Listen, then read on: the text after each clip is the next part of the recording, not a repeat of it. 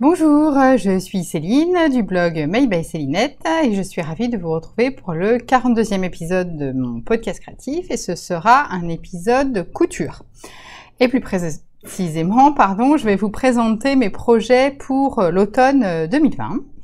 Voilà, alors en réalité j'ai déjà tourné ce podcast hier, je l'ai même déjà mis en ligne ce matin. Mais plusieurs d'entre vous m'ont fait remonter des problèmes de son. Et effectivement, en le montant, je me suis rendu compte qu'il y avait des variations de son. Ça fait partie de ma manière de parler. J'essaye de me corriger, mais ce n'est pas parfait. J'ai retrouvé mon micro, donc je le mets. J'espère que ça va corriger une partie. Et puis, je me suis rendu compte qu'il y avait un petit décalage son-image aussi qui était pas très agréable. Donc, voilà, tout ça fait que je me suis dit que j'allais le retourner, que ça me permettrait aussi de faire un poil de montage pour insérer les photos, enfin les images des patrons dont je vais vous parler, plutôt que de les chercher sur mon téléphone, ce qui n'était pas très bien. Voilà. Alors, écoutez, on va commencer tout de suite. Pour l'instant, je ne couds pas beaucoup. La rentrée a été assez sportive chez nous, comme chez beaucoup de gens, je pense. Alors nous, en plus, on est dans le moment chiant des achats ventes immobilières. C'est-à-dire qu'on est en plein dans les formalités administratives liées aux prêts, etc. Bon, bref, donc c'est pas la partie la plus marrante, on va dire. Ça, et puis on a fait notre rentrée au boulot, Alice a fait sa rentrée à la maternelle, donc voilà, le rythme est assez soutenu. Et puis j'avoue que comme il fait très chaud en ce moment, je vais avoir plus de 30 degrés tous les jours, je n'ai pas très envie de coudre des tenues d'automne pour le moment. Voilà, donc j'ai réfléchi à mes projets d'automne depuis longtemps, depuis plusieurs mois, vous me connaissez. J'ai choisi les tissus aussi depuis un bon moment et là j'attends de retrouver la motivation pour coudre. J'ai cousu un des modèles que j'ai choisi, mais les autres attendent sagement leur tour, je n'ai pas du tout envie. J'ai retrouvé un petit peu l'envie tricot avec un projet que j'ai commencé, un projet que j'ai commencé cette semaine, qui est le September Sweater. Très bien, tout à fait dans les temps, on va dire. Mais la couture, moins. Donc je vais voir si je vais pas préparer, découper, etc. Mais il faut que je me motive. Et là, j'avoue, je ne suis pas en train, on va dire. Donc j'espère aussi que ce podcast me remettra un peu le pied à l'étrier, j'avoue. Donc, je vais vous montrer les différents tissus que j'ai choisis. Ce sont tous des tissus de mon stock, parce que j'ai encore beaucoup de stock. Et que j'avais envie un petit peu aussi de vider mon stock avant de déménager. Même si dans le nouvel appartement, j'aurai ma pièce de couture, comme vous le savez, que je passe beaucoup de temps à aménager dans ma tête pour l'instant. Mais voilà, donc j'aurai de la place pour stocker les tissus, c'est pas le problème. Mais bon, quand même, faire un peu de place en attendant, puis aussi réduire un petit peu les dépenses liées au do-it-yourself, je dois dire, voilà, dans une optique de se lâcher un peu sur la déco, hein.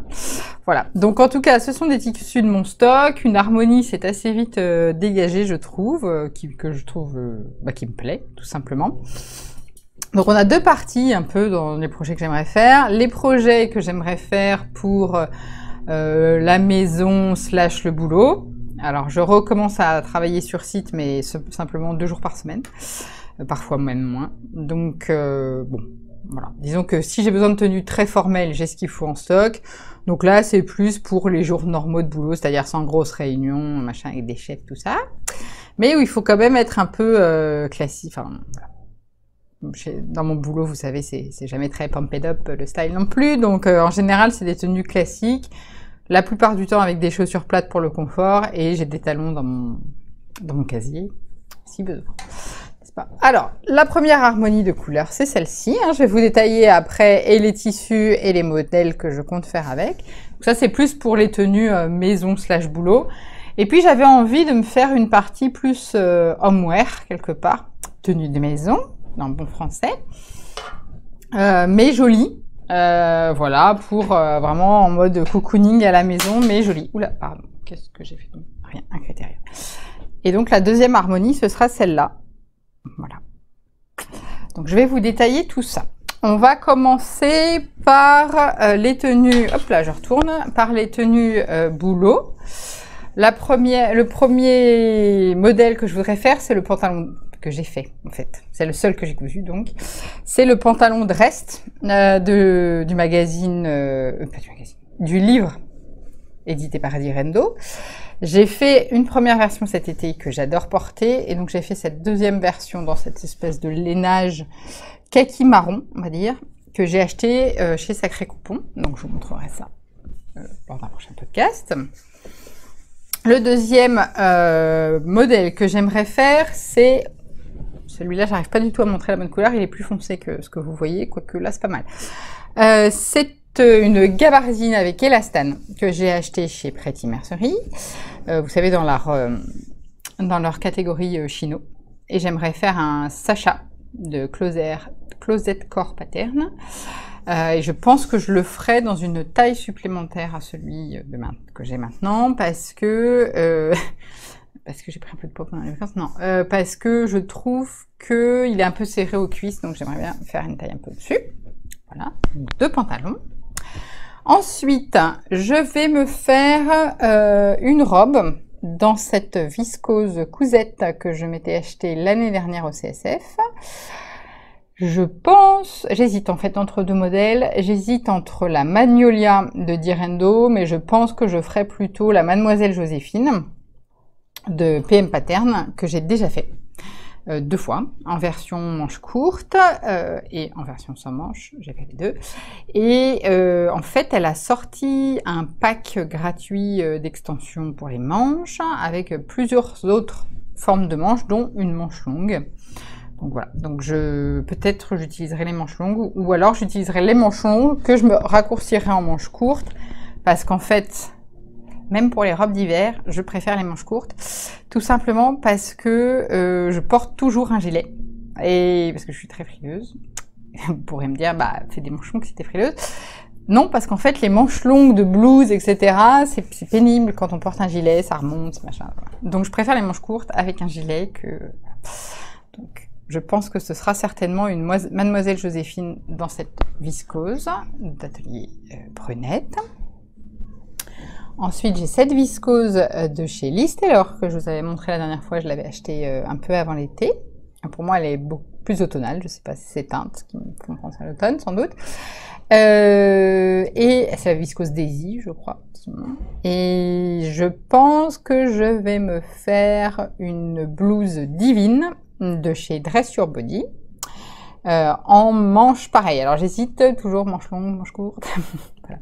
Probablement en manche courte quand même. Et là c'est pareil, il y a un pack avec ce qu'elle appelle le bar à manches, où en fait elle fait des packs d'extensions pour différentes formes de manches notamment. Donc je pense que ce sera ça, mais il faudra que je fasse une toile avant. Parce que j'ai jamais cousu de cette marque. En fait j'ai fait une In the Sun, j'ai fait la toile.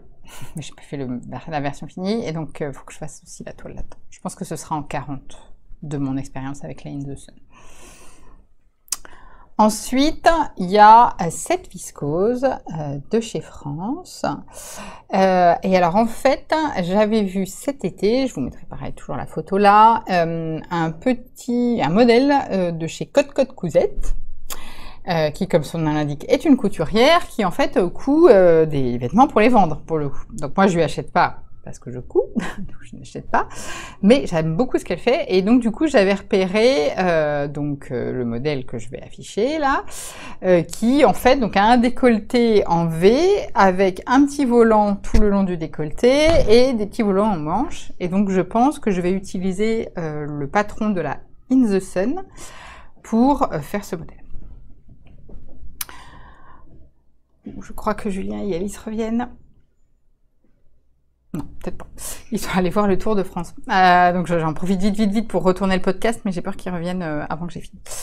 Ensuite, j'ai ce tissu qui en fait sont des panneaux de jersey à rayures, qui sont des panneaux de tissu petit bateau, d'une superbe qualité, avec des rayures bleu-vert comme ça. Bleu-gris même, je dirais. Et je pense que je vais me faire un confortable de MLM Patron, donc qui est une forme pareille, je vous mettrai la photo, avec un col bateau assez classique pour faire une marinière. Et là, donc tout le challenge va être de bien placer les pièces pour les raccords de rayures. Donc c'est ça qui me freine un peu, parce que en soi, le confortable est ultra rapide à réaliser. Il faut juste que je refasse une toile, parce que j'ai une de mes copines qui m'a dit de me méfier, qu'elle avait eu des déboires. Mais moi, il me semble que je l'avais déjà fait, donc je pense que j'avais déjà fait les modifs en fait nécessaires. Mais bon, comme j'aime beaucoup ce tissu, je pense que je vais quand même me refaire une petite toile vite fait pour être sûre. Et enfin, je fais une pause. Je demande un instant. Et me voici de retour, tout simplement parce que je suis en train de faire de la cuisine en même temps. Plus précisément, je suis en train de faire un couscous et ça a commencé à sentir le cramé. Donc, du coup, je suis allée éteindre tout ça. Voilà, vive ma vie de podcasteuse. Et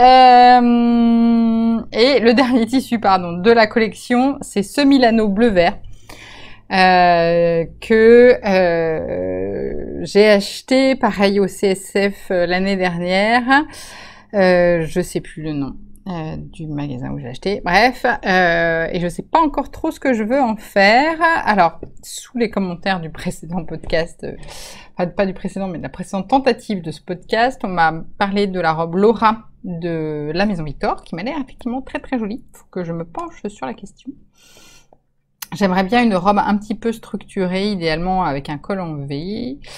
J'avais pensé aussi à la Aldaïa, mais j'avais pas envie d'une jupe pardon, aussi moulante que la Aldaïa. Enfin voilà, faut que je réfléchisse un petit peu. Je ne suis pas encore sûre. Alors, ensuite, donc du coup, ça nous fait 2 pantalons, 2 robes, 3 tops. C'est pas mal, hein, pour la partie, on va dire, plus, voilà, jour. On va dire, apporter le jour. Et apporter, non pas la nuit, mais on va dire en soirée, tranquille à la maison ou le week-end, on va dire, tranquille, je voulais me faire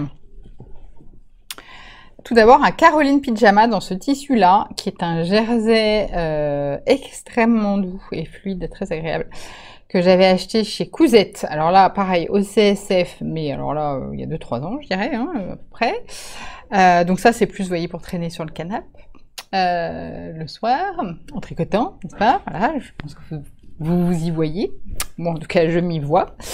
Je dors peu en pyjama long, en fait. Mais par contre, pour traîner le soir, ouais, j'aime bien. Donc il faut que... Voilà, j'ai réimprimé le patron en version longue. Donc il faut que je fasse ça. Ensuite, je vais faire un sweat. Alors, je pense que je vais utiliser le M-Lock parce que je voudrais me faire... Hop, je vais vous montrer là. J'avais épinglé cette photo il y a longtemps. J'aime beaucoup ce motif avec cette broderie sur l'encolure. Et en fait, au départ, je pensais faire le icône. Mais en tournant le précédent podcast, je me suis rendu compte que le icône a des manches raglan. Ce que je savais, hein, dans l'absolu, mais voilà. Et en fait, je me suis dit que ce serait pas idéal pour placer la broderie. Et donc, du coup, je pense que je vais faire le M-Lock, qui, comme vous le savez, a des manches qui commencent ici. Et je pense que du coup, pour placer la broderie sur les épaules, ce sera beaucoup mieux que le icône. Voilà, donc ce sera dans ce tissu gris. Ensuite, que j'avais acheté chez Mondial Tissu. Ensuite, je vais me faire pour le coup un icône, ça c'est sûr. Dans ce tissu-là, qui est un sweat avec l'intérieur gratté, là, vous savez, tout doux, là. Que j'ai acheté chez Atelier de la Création. Voilà. Bonne humeur, hein. Moi, ça me met de bonne humeur, en tout cas. Voilà. Et enfin, je pense que je vais me refaire encore un M-Lock. Hein, le M-Lock étant un hit de ma garde-robe. Cette fois-ci dans ce tissu, qui est un jersey de lin. Que j'ai acheté chez Atelier Léonie, à Paris, rue du Théâtre, qui en fait est une boutique très très sympa, qui vend de très très jolies choses, et qui est spécialisée dans les tissus bio. Voilà, donc vous voyez, il y a un petit côté un peu flammé. C'est moins extensible qu'un jersey de coton classique, hein. C'est le genre de tissu dont il faut prendre un peu soin, je pense. Typiquement, peut-être pas le laver avec n'importe quoi non plus, enfin plutôt en délicat, je pense. Mais très joli, très fluide, agréable et tout. Donc ça va être un M-Lock, pareil pour... ça, je pourrais très bien le mettre quand je bosse à la maison, hein, mais... peut-être pas quand je bosse au bureau, vous voyez. Donc je pense que je vais faire des manches assez longues par rapport à ma version précédente qui est mon sweat de yoga, que que j'adore, hein, je porte beaucoup. Je rallongerai déjà mon sweat, les manches sont un peu courtes. Vous savez que moi j'aime les manches très très longues, hein. Voilà, pour ceux qui me connaissent, vous savez que j'aime les manches au moins jusque là. Et là, je me verrais bien même un peu plus longue pour les retrousser. Donc je verrai. Je pense que je vais faire ça. Voilà. C'est beaucoup plus court que d'habitude, c'est normal. C'est une liste de projets, donc j'allais pas vous non plus vous tenir la jambe pendant des heures non plus. Donc voilà. Et j'ai de quoi faire. Essentiellement des patrons de mon stock. Que dis-je de mon stock? Je disais essentiellement des patrons de mon stock parce que j'attends les nouveautés là. J'ai hâte que les créatrices sortent des nouvelles choses. Bon, c'est pas comme si j'avais largement de quoi faire dans ma patron tech. Parce que je pense que je dois taper pas loin des 150 patrons, je pense. Donc, là. Il y a un peu de quoi faire, mais j'ai envie de me faire des petits cadeaux de patron, vous voyez. donc voilà.